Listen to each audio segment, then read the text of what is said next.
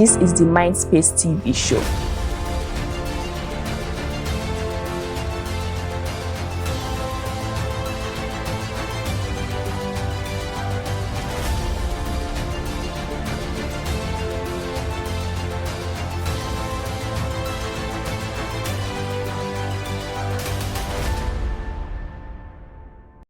Welcome to another enlightening episode of the Mindspace TV show.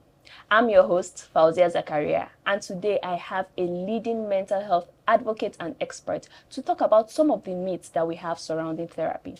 But before we get into that, we're going to go on a short break. Stay tuned.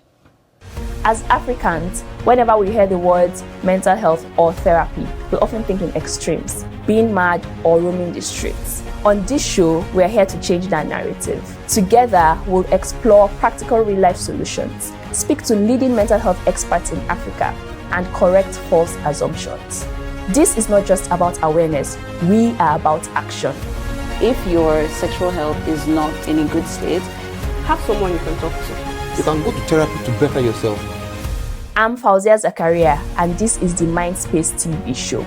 Healing begins with understanding, and understanding begins here.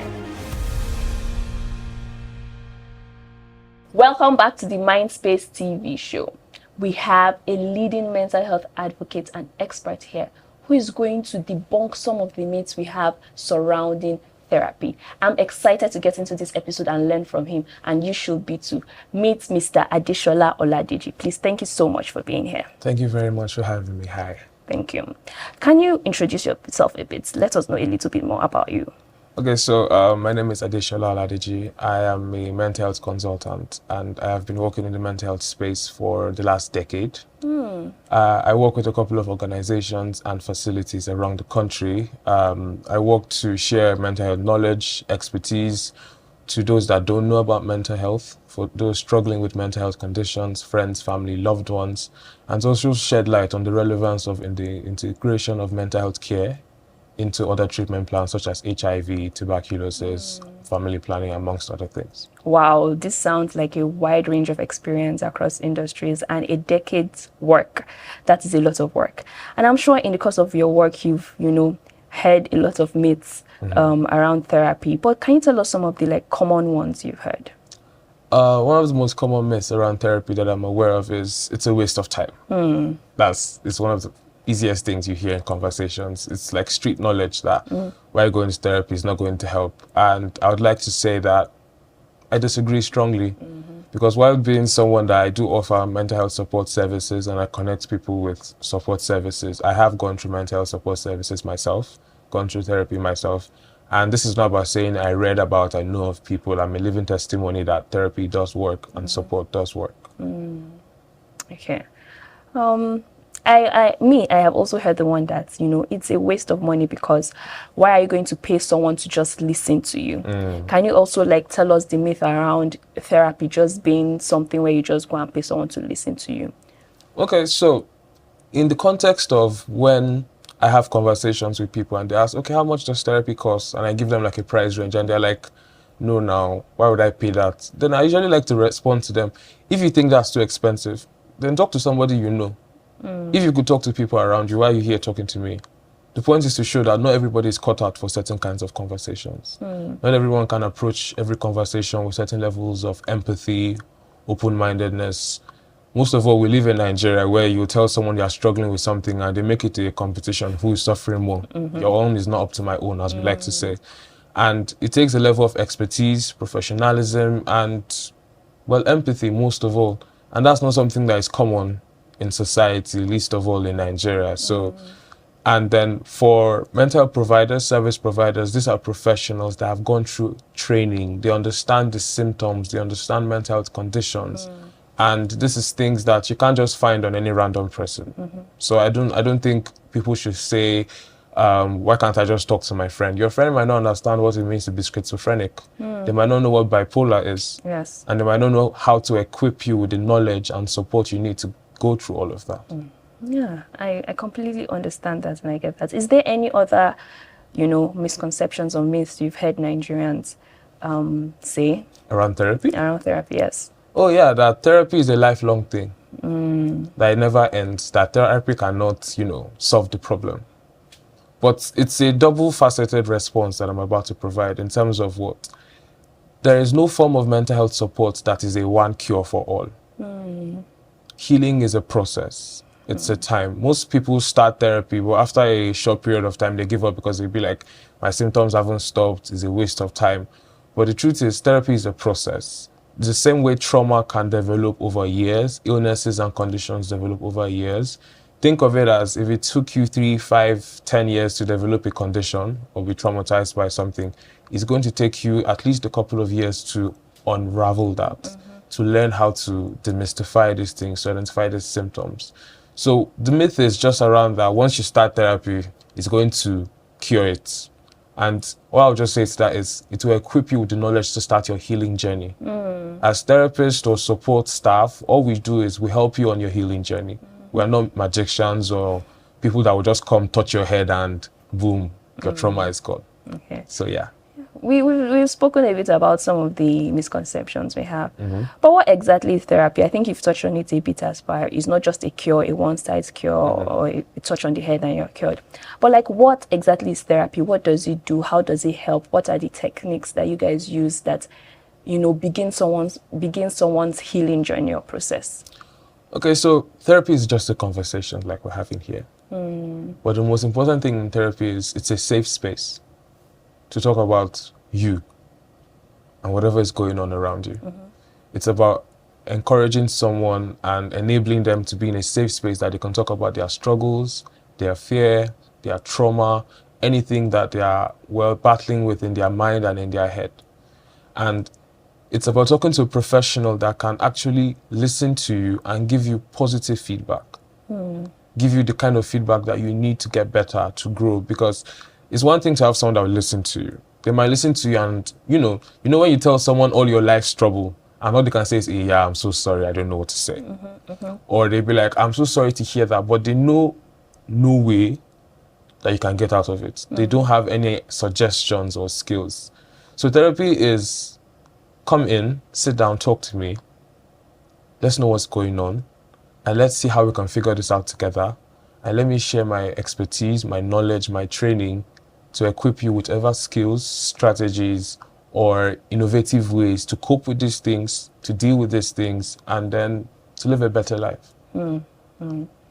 Thank you. All of this you're saying is well and good and fine and dandy. But imagine if I walk up to my parents, I walk up to my African father, and I say, oh, I want to start going for therapy. How would you, is that what I should just say? Or what are the strategies you can think of, or you can tell us to have the honest conversations with our family and friends and this African society that we're in, that I want to start therapy, or I am in therapy, I'm doing this for myself. It's not just us that has these myths and misconceptions, it's the people around us, and they're going to project that on us. Yeah. So how would we have these honest conversations with family? Okay, first things first, there's something I like to say. Know your audience before you speak to them.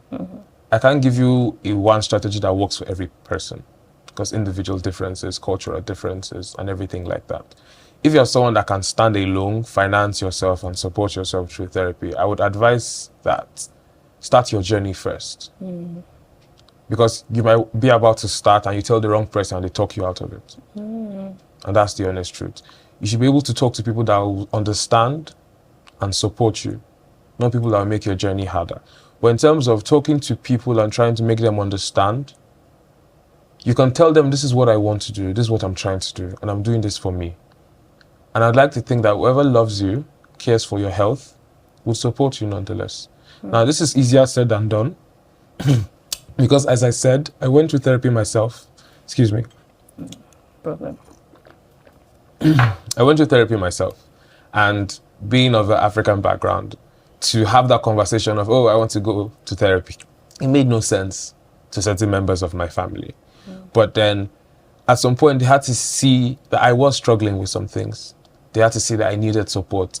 And it became a question of, this support that you say I don't need from these people or this professional, can you provide it to me? The most important thing is it what you believe in or what's going to get me better?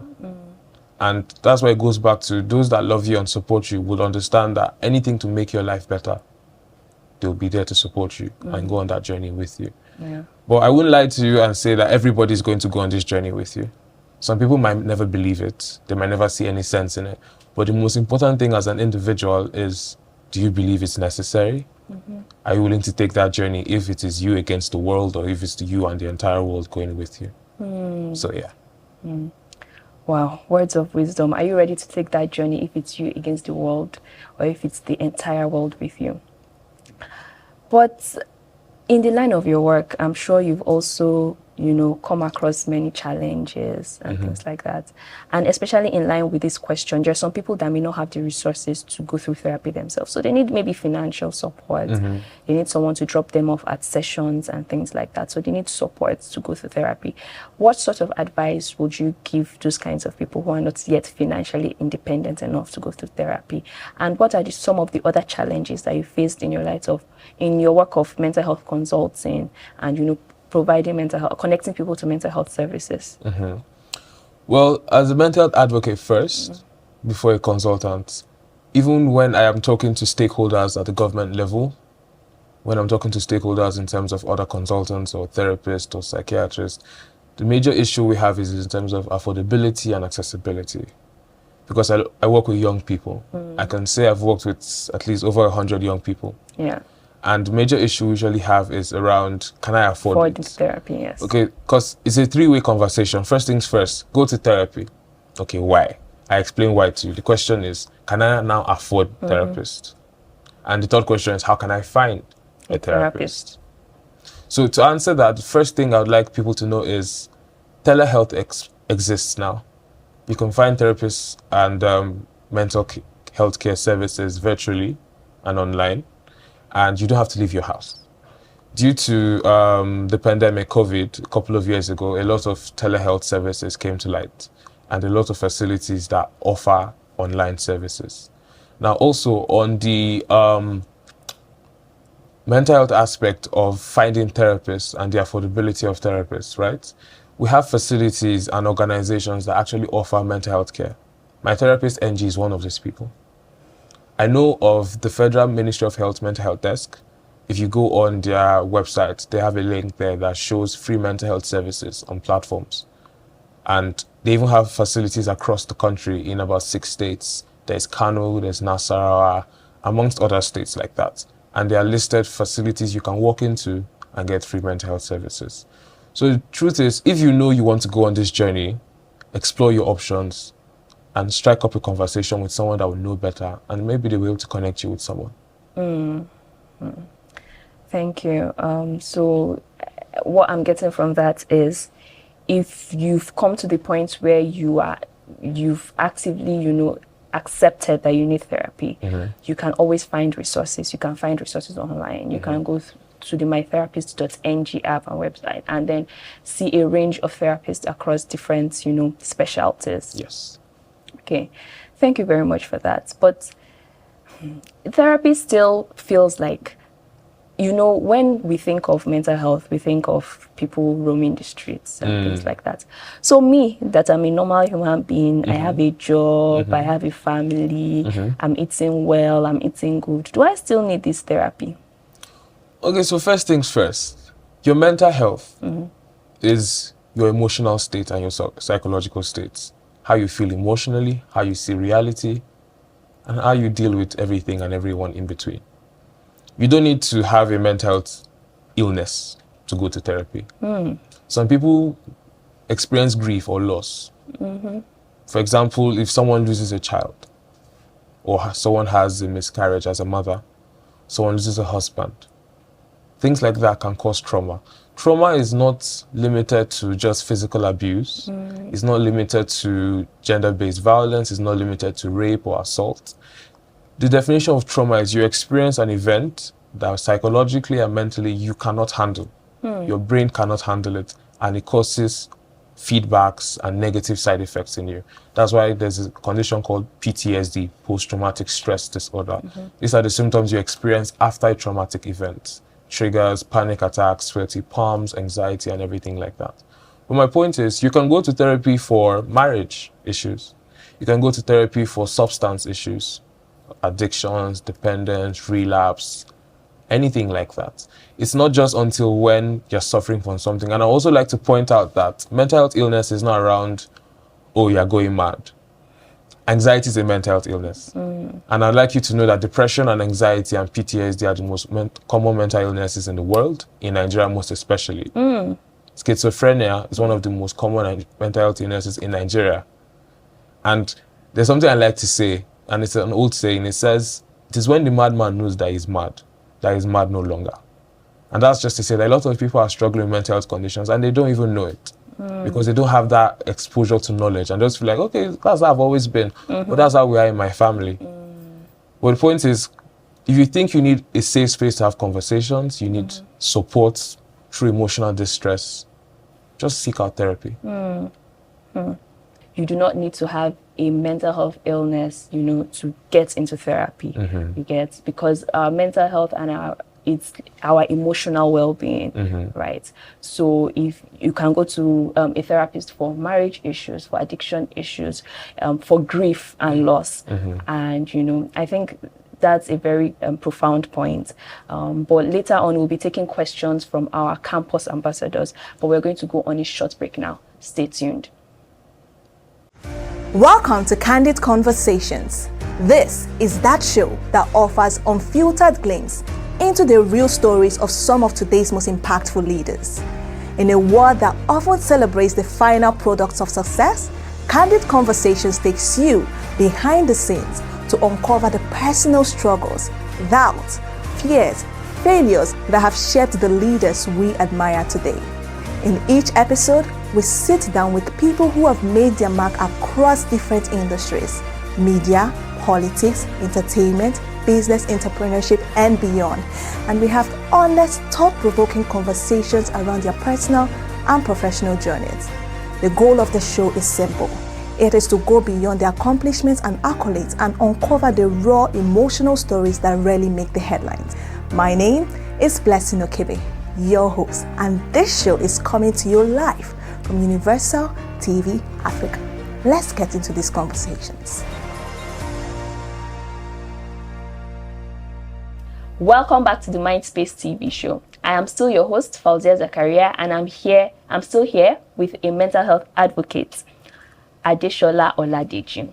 We've been talking about the different ways or the different things that might take you to therapy and the different myths and misconceptions that we sometimes have about therapy that are untrue. From now on, we're going to take questions from our campus ambassadors, and they want to know, how do I convince a loved one who thinks therapy is unnecessary to consider it? I have a loved one that's probably, I know, therapy would help with them, or therapy would move them on their healing journey. But, they can be stubborn, or they already have these myths around therapy. How do I convince that person to go? Okay, so first things first. As I said earlier, knowing your audience. What works for Paul might not work for Jacob. For some people, if you show them statistics, we show them clips of this or that, we show them people that have successful therapy stories. I went to therapy, I got better, that helps. For some people, they need more of convincing. For some people, you have to let them understand that this thing you're going through, I'm not happy about it, neither are you. And ask them, do you want this to end? If they say yes, then let them understand that there's an option that can't help them. But the truth is, as people, as Africans, as Nigerians, we are very resilient and stubborn. We like to say we'll handle it ourselves. We're set in our ways. It's like it's written in stone. What if something is written in stone and is a negative thing? I like to say, throw the stone away. It's not buried in the sand. But the truth is, just let them understand that what you're going through doesn't have to be what you will go through every day. Because you're going through it now doesn't mean you have to go through it every day. Just because it's something that's common in society or in your family or in your history doesn't mean you have to. There are options available. And if possible, just convince them that don't start the whole therapy thing for months or for a year or whatnot. Have a single conversation. Start there. Let's see how the conversation goes. If you like it, go again. So don't tell them start therapy, because once you give someone a task and it's long term, there's a way it looks like work to them. Yes. So just tell them, give this one shot. give it a try. You stand to lose nothing. Okay, maybe money, but if it's going to get you better, isn't it worth it in the first place? So yeah, that's what I think. Okay. That's a great answer, and I really like the strategy of saying just try, just start, and we'll see where we go from there. And so this next question is, what if I start? After I have started, I don't feel comfortable talking to this person. I don't like the vibes. Should I just stop, or is there another way I can continue?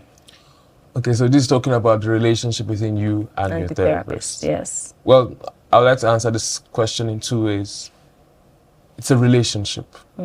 Sometimes you might find a therapist and you guys are not the best fit. Therapists are humans too, they are not robots. Some therapists and some clients are not matches. Some therapists and some clients are perfect matches. You can meet okay, as a young person now, we will be more comfortable with younger therapists. We don't talk to an old person, most of us, yes. But then some people would like to talk to someone older because they feel like they'll be matured and experience-wise. So the point is, before you change your therapist, be sure the problem isn't with you. Because sometimes we offer ourselves resistance over resilience. Before maybe they convinced us to come. So you go in with a closed mindset that, okay, they say I should come, so let me just go. And by the time you sit down with this person, anything they are saying, you're just resistant to it. And you tell yourself, me and the therapist are not getting along. And it's not the therapist's fault. You're the one not letting them in. But if it's something that you're being open-minded, you're being vulnerable, but you feel like you guys are not in sync, that doesn't necessarily mean you should quit therapy forever. Yeah. It's like a relationship or a life partner. Sometimes some of us try with someone and we realize this is not the person I want to do this with. That doesn't mean we shouldn't try again with someone else. So if you start with someone and you realize the problem is whether both of you are not compatible or one person is not working with the other person, it's okay to try again with someone else. There are so many options available. So one option shouldn't decide your fate. And then this last question, I think we've answered it a bit before, which is, how can someone afford therapy if, they're not financially, or if it feels out of reach financially? What are some steps that they can take or some other options that they can look at? And I think you've mentioned a bit earlier. You can just reiterate on that. Okay, so once again, affordability of therapy is a huge issue in Nigeria. In some countries in the world too. It's not unique to just Nigeria. Yes. But two things I'd like to say is we need to understand that whether therapy is something we're doing for humanity, you can't go to a hospital and expect free care every single time. We need to be able to push ourselves to understand that this thing, I might have to pay for it. Yeah.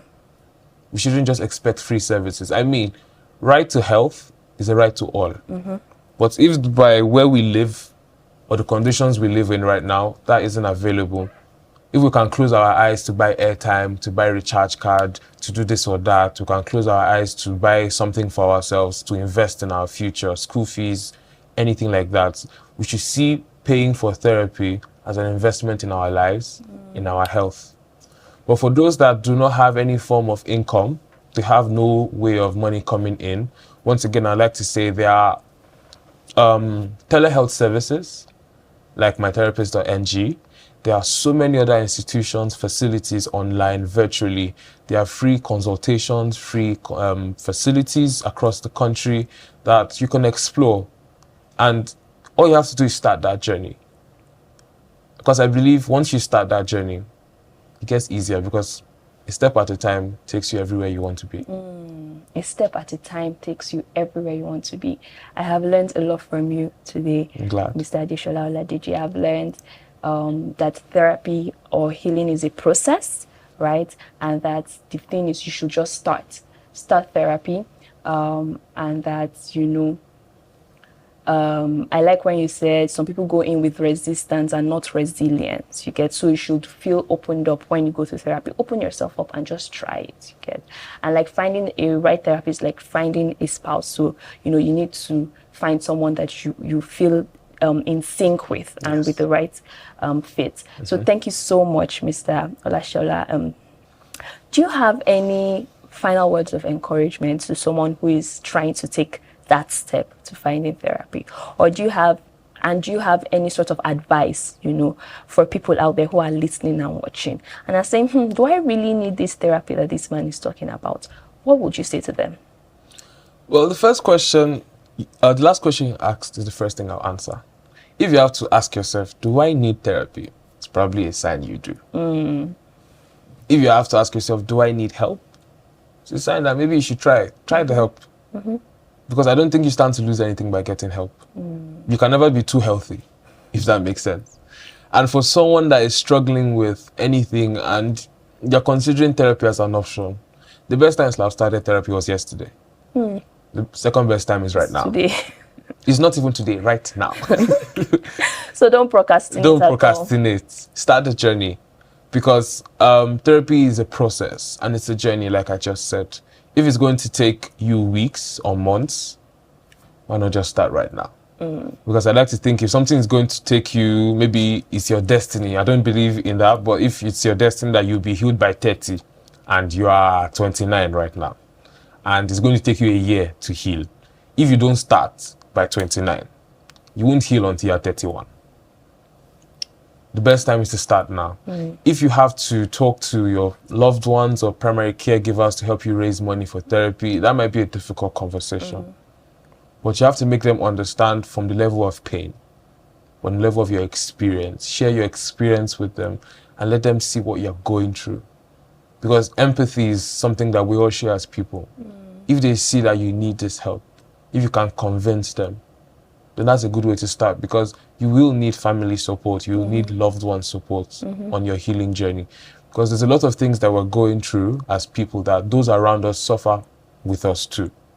Maybe as ways we exhibit symptoms, maybe as ways we transfer aggressions. Yes. Because therapy sometimes has to involve family. And your family needs to be involved too. If it's someone that is living with a mental health condition that is really serious or complicated, Yes. when you start single individual therapy, there's a certain part of your treatment plan that might involve your family coming too, because they'll be around you. So you need to understand that it's not just a journey for you, it's a journey for your family, your loved ones, your partners. Because if you're healthy, they'll be healthy too. If you're not healthy, it's going to affect everybody too. So a way to convince them is, I'm chasing my peace of mind, but I want peace of mind for everybody too, if that makes sense. I'm chasing my peace of mind, but I want peace of mind for everybody too. Wow, I get that. What if, you are about to study journey, but you don't know where to start from? Like, you think you need a particular type of therapy, but you don't know what type of therapy that you might need. How would I sit down and, try to think of, oh, this is the problem I have and this is the sort of solution I seek, right? And then how do I find that solution? Okay, first things first. That's why there are people like me or other forms of consultants. Go for an initial consultation. It's like a doctor's consultation in the hospital.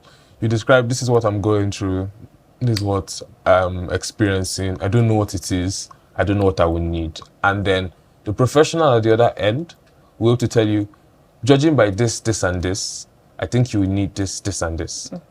So that's how the process starts. First things first, find a licensed professional mental health institution, facility, or maybe an individual. Reach out, make contact, and then have an initial consultation. They'll be able to pair you up with a suitable counselor, a suitable psychiatrist, or a suitable psychologist or therapist. And then that's how you start your journey. So I hope that answers the question. That answers the question, but I have a follow-up. Okay. You mentioned a lot of professionals in this thing. You said counselor, you said psychologist, you said psychotherapist, you said psychiatrist. Can we know, in short, what the differences between these professionals are? Okay, so I will try and give it in a simple way. Okay. A counselor cannot diagnose someone with a mental health condition. You cannot diagnose someone. A psychiatrist prescribes medication and can diagnose someone. Okay. A psychologist cannot prescribe medication for mental health illnesses unless in cases of emergencies. So think of it this way. It is a whole team of people. A psychologist offers you the chair conversations, CBT, cognitive behavioral therapy, DBT, dialectical behavioral therapy, The psychiatrist provides medications for those that might be suffering from schizophrenia, maybe hallucinations, they are seeing things, they are hearing things. For those that might have substance addiction, they might need certain forms of medication. For those with bipolar, borderline personality disorder, these are mood stabilizers. All these are psychopharmaceuticals that only a psychiatrist can prescribe. So one and the other come together to make a full treatment plan, if that makes sense. Some people need just the medications. Some people need just the therapy. But I like to believe that double barrel is better than one. If you explore both options, it makes your journey easier, it makes your journey faster. So why not just take everybody along if you need that? Some people just need therapy, they don't need medications. But if you find that you would need medications, you probably would need therapy. too. So the best option is take both along, start your healing journey with both hands, and you get to the point that it's possible that you might not even need the medications later on down the line, and you might do like a graduation from therapy, that you've been equipped with enough knowledge to start this life thing. And every now and then you always still have access to your therapist in case you need to go back. So I also like to share that for anyone listening. Don't think that therapy or any mental health illness is a lifelong condition or is a death sentence. It can get better, and it will get better. Sometimes the situation might not change. It's we that are in the situation that can change. And it's our perspectives that will determine if our world will get better or not. So thank you. Thank you very much. Like I said, I've learned a lot, and I like that thing that you said. Sometimes our situations will not change, but it is us that changes, and then our perspective changes, and that makes things get better. That puts us into our therapy process and our journey, which is a journey. Therapy and healing is a journey. Thank you so much for telling us the different types of mental health professionals we can reach. The counselors, the therapists, the psychiatrists, the psychologists. And I think you also said just meet one. So if you meet one and then the person is not able to give you the support you need, I'm sure they'll refer you to other mental health professionals who will be able to. And remember, you can always go to the mytherapist.ng app, and you'll have access to different forms of professionals across different varieties and specializations who would also connect you to the help that you need. Thank you so much, Adeshola, for giving us this knowledge and just teaching us a lot. I have learned a lot, and I'm sure the audience have learned a lot. Thank you so much for having me. Thank you for being here. That concludes this episode of the Mindspace TV show. Until I come up your way next time, I still remain Fauzia Zakaria. Thank you.